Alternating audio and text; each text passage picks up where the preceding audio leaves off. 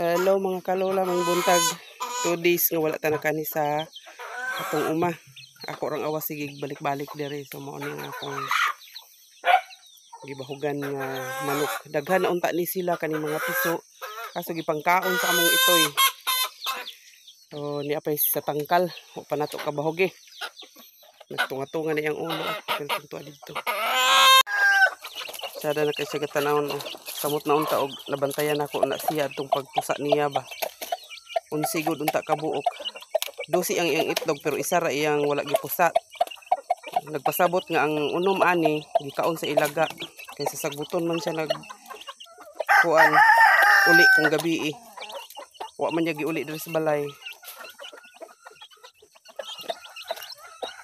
Kani ang breeder nga akong gipabuhi kay katong kaning isa kaning nagtugaok aya na ni siya nako ipabuhi kung kadto na ang isa ka inayan katong naipiso karon. Muto siya ugma ang kuan akong kuanan pasanay mo din ni siya akong ipabuhi. Kulangan sila sa ilang bahog. Kani siya survivor ni siya kay gisipon ni siya aning miaging semana. Panato na limpyuhan ilang kulungan.